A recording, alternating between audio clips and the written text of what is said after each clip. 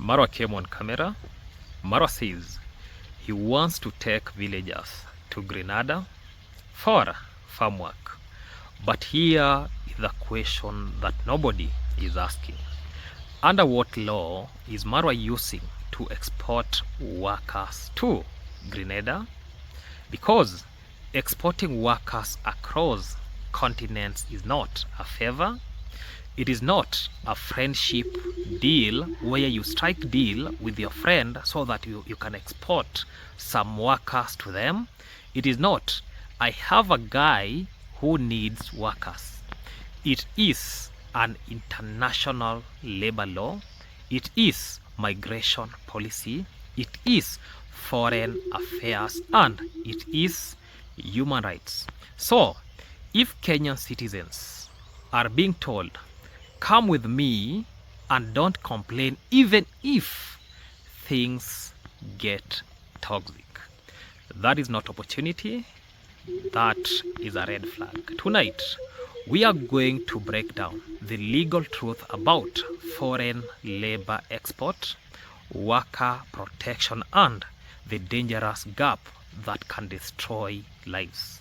To me, I know it very well that Caribbean nation, they actually export workers. They don't import workers unless it is something that is very actually like we call them trained personnel, the likes of doctors, because I've seen countries like Jamaica importing Cuba doctors. But when it comes to farm workers, even for them, they actually export to other countries like maybe United States and other countries. So today, watch this clip, then we dive deep to this discussion. I want to help one of my friends, and we are working to give young people opportunity to go and work. Instead of sitting jobless here in Africa, we can help you get an opportunity to go to Grenada. You never know, you can go there, work very hard, marry from there, have a family in Grenada, and life can still go on. Who knows? We are all blacks, we are all Africans, we are all human beings. You can say, oh, there was a guy called Marwa, a YouTuber. I had this opportunity from him and now I'm here in Grenada. Yes, but it's farm work. It's to work in the farm, just farm work. We have a farm, not me, but my friend has a farm that he grows fruits, and he just wants to support our people also. And nobody is forcing you. So those who don't like farm work, don't go. You will get those ones who will. Beautiful people, beautiful individuals. For those who are coming across this YouTube channel for the first time, this is a reaction channel where I react on videos that are posted in public domain. And today's topic, I'm going to discuss about foreign farm jobs to Grenada, the truth about labor export, human trafficking, and Kenyan worker protection. So ladies and gentlemen, for those who have not subscribed to this amazing YouTube channel, make sure that you subscribe, like, comment, and share this video to other individuals. Remember to turn on the notification bell so that any day, anytime I post any video, you people watch my videos from the beginning up to the end. And remember not to skip any ads. Let us show love to this YouTube channel.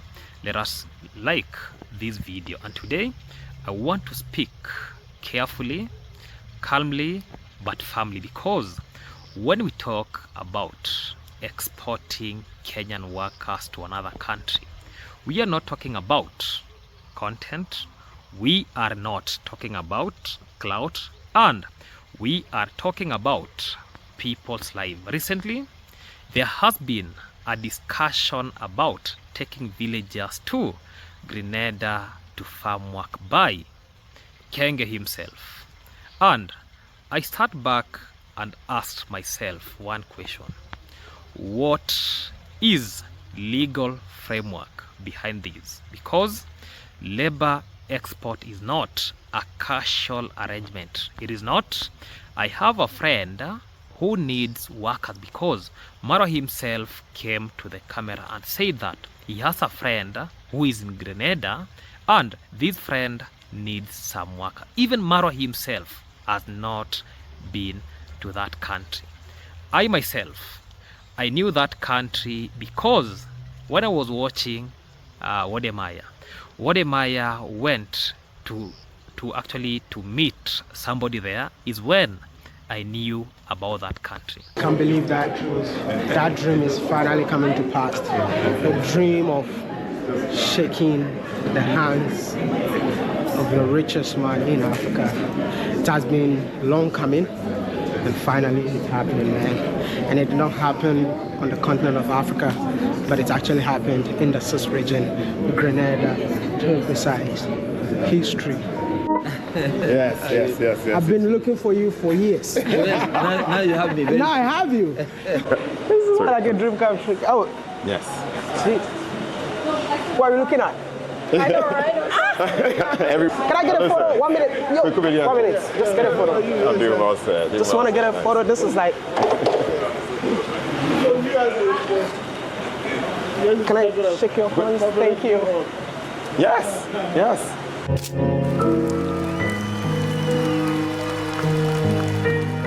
What a special moment for me. I believe that you don't even know how I feel right now, because this has always been the dream, and I can't believe that that dream became a reality in Grenada, and Grenada would definitely hold a special place in my heart. I'm just here to tell you that never stop believing in your dreams, but work so hard to increase your value so that your appearance does not matter on the table. Let me say this.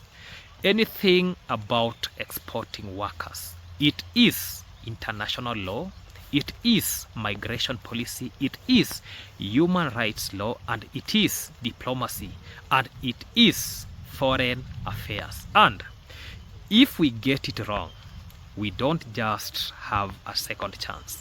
Let us educate ourselves, or let us understand about Grenada. Let us begin with facts. Grenada, that is a country. The population is about 125,000 people. That is the size of Nyabuhansi village, where we have almost of the same population. And its capital city is St. George's, and the prime minister is called Deacon Michael. And it is a small highland state in the Caribbean. Its economy relies mainly on tourism, nutmeg and cocoa farming, small-scale agriculture. It is not known globally as a major importer of foreign farm labor. And one of the characteristics that maybe some people would actually want to go there is about the Prime Minister. The Prime Minister walks freely. He shops the way we shop in our villages. That is the only difference. That is why people see it as a very good country. Here we are, working with the Prime Minister as if he's my friend, man. Yep. You don't have an army in this country. That's correct. And you're walking just like that? Just like that, no army. Yeah. Your people love you. Well, you gotta serve the people. Hopefully, if you do that, then they love you. This is absolutely crazy and unbelievable, man. I mean, as a content creator from the continent of Africa, I've never seen our leaders being free like this. I mean, this is not campaign season where, I mean, our leaders go from door to door just to say hello to their people. No, this is not campaign season. He's literally in power, and he just moving around saying hello to his people, making sure he knocks door to door. Can you believe it? Like, I have never seen anything like this before. I am super shocked, and that is why I'm here to share this moment with you all. So, when someone says that they want to move Kenyan villages or Nyabuhanse villagers there for farm work, the question must be, under which government agreement? Everything that is happening in Kenya, they must be an agreement between government to government. Let me talk how Kenya legally export workers. Let me educate us for those who want to listen, for those who want to know. Kenya does not allow random people to export labor.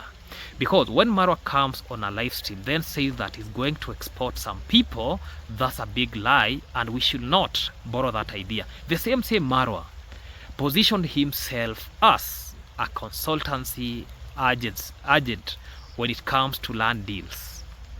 Now he wants to position himself, he wants to export workers. And when he was doing about land deals, calling himself that hey, you can do consultation through me, has it succeeded? Apart from, let me just, I never wanted to state something like scamming people, but he made people acquire lands illegally in Kenya, especially for the foreigners. They never followed the recommended legal route, and at the end of it, those lands will belong to him, not the people who purchased it legally. They belong to Marwa, but financially other people are the one who financed for those pieces of land. So let me say this: in Kenya does not allow random people to export labor. There is a structure. We have national employment authorities, the NEA. Every recruitment agency must be licensed. Is Marwa licensed? Does he has an agency that actually will be taking people there? Somebody says, Marwa, opportunity for Grenada, please count me in. We can count you in. The only thing is we don't want, look, any other job, any other family, any other thing, any other life, there will always be good and bad. So we don't want you to arrive there and start saying, oh, YouTube. No. You will be deported back home. It's professional. I want to help one of my friends. That is a big no. Then we have the Ministry of Labor. Contracts must be verified, where we have seen that even happening before, where the current foreigner, the current Minister of Foreign Affairs has been talking about some certain countries, they have some jobs, people can take contract. That one has been there. And thirdly, we have what we call bilateral agreements. Kenya has official agreement with countries like Saudi Arabia, Qatar, UAE, Germany. When we talk about Germany, it is specifically for health sector, and UK, where we get that we have what we call healthcare recruitment. So these are government to government arrangement, not YouTuber to farmer arrangement. Let me talk about the red flag everyone should know, because I must tell us, if someone says, I will take you to another country, but if the environment becomes toxic, don't complain. That is a red flag. A legitimate labor export program explains workers' rights, provides embassy contact, and has dispute mechanism, has reputation or we call it repatriation, plans, and has contracts review by authorities. If those things are missing, then we must ask question. Let me tell us some of the lessons, like we Kenyan, actually the painful lessons that Kenyans have learned from the history. Not only Kenyans, even I saw it in Uganda. We have seen this before.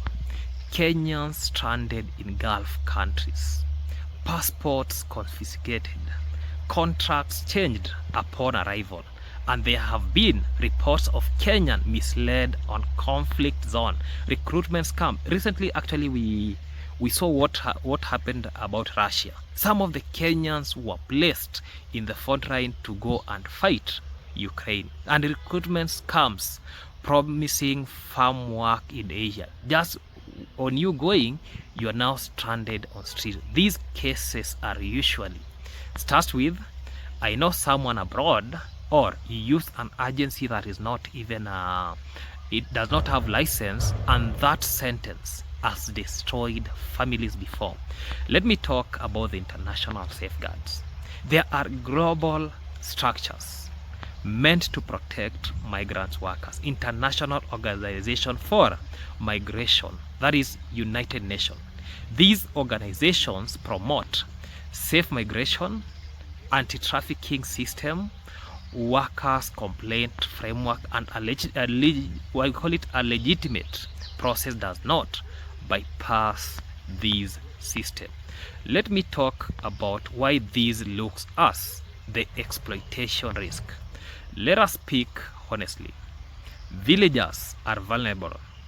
High unemployment we can see in Nyabuhansi village. Even that is why even some of us, we decided to do content creation, because we have tried applying for jobs, but nobody takes us to do those jobs. Yeah, we understand what happens, especially in the kind of environment we are, and we get limited exposure to international law. So nobody will come there and educate you that this is wrong, this is right. So desperation for opportunity. When somebody hears that I'm going to take a plane, these individuals want to be like, oh, taking a plane, let me just take this opportunity because I'll be taking a plane, go to another country, yeah, and call it that at least I've made it in life. You know, we perceive things different. So when someone present a foreign opportunity without structure, Marwa never came with any structure to ascertain that this is how things are working, these are the rules, these are what, nothing like that. He just came on camera, said, lamented everything that he thinks about, and that become power imbalance. And power imbalance are where exploitation begins. Not always, but often. Because Marwa himself initially even presented himself as a consultant of lands, where through that we have seen a lot of people have been promised lands from heaven, because they know very well that these are foreigner and they are not following the correct procedure to get lands in Kenya. Let me talk about the psychology manipulation pattern. When recruiters say, trust me, don't ask too many questions, don't complain, those are behavioral control signals. And healthy employment has system, and they encourage, ask any question that you want. They are very transparent and a written agreement. So if Marwa himself, he gives staffs, let's say job, he recruits staffs in his villa with no agreements, with no written documentation, even without signing any contract, and then you want to tell us that you want to take people to I don't know, jobs from heaven. If you remove complaint rights, you remove safety. Let me talk why, or where is Kenyan foreign affairs. If something goes wrong, which Kenyan embassy handles Grenada? How will workers contact them? If there is a Kenyan High Commissioner with jurisdiction, if abuse happens, who will intervene? Who repatriates? Who pays? And who is accountable? There are not small details. These are life-saving structures for just self-gain. Let me just make some comparison to legal government programs. In Kenya, official labor export programs, they have register workers, conduct medical examination, provide pre-departure training. I've seen these happening a lot of times, where people get medication, go do some medication exam, people go for a training, especially for those who are going to Gulf. They have to be trained how to take themselves when they are there, and they are being given an emergency contact to call in case of anything, and provide legal contract.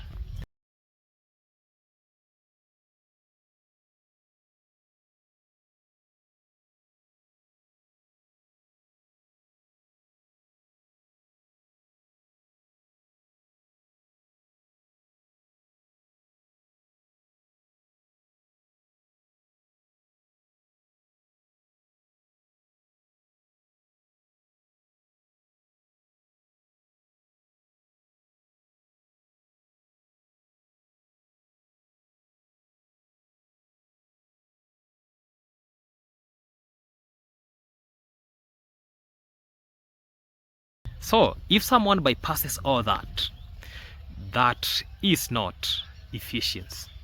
That is risky. Let me bring a real example about Russia. Example.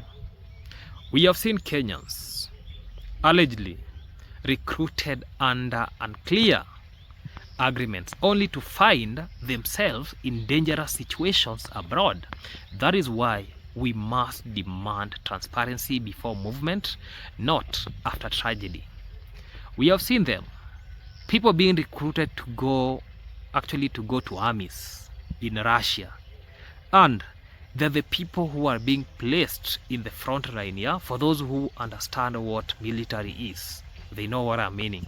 So let me ask the ethical questions. If someone is advising villagers to sell lands, leave their country, travel thousands of kilometers based only on a verbal assurance, we must ask, is this informed context or desperation exploitation? Remember, like here in Kenya, we don't have direct flights from Kenya to Caribbean nation. We have to pass through other countries, and that is very expensive. We'll be catering for these. Do you want to tell us that somebody will now come and convince you that sell land, finance yourself, this money you just go there and work for a shorter duration, you retrieve your money, you come buy another land, build on that piece of land? Those ones were stories za Ekaya, yeah, za Abunuwasi. Nobody is here to convince people on how to live in this world. Let me just call for a responsible call to action. I'm not here to attack Kenge.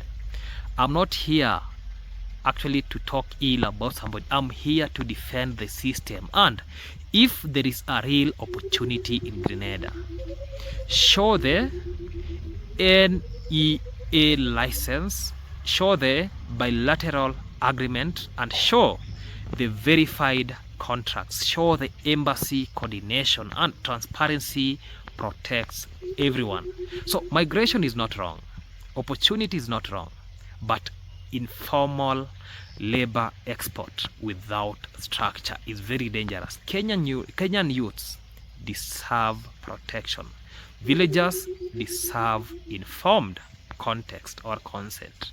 So workers deserve complaint rights. No one should be told that if you go there, don't complain. That sentence alone should make everyone in Kenya pause, because safe migration is built on rights, not silence. Goodbye for now.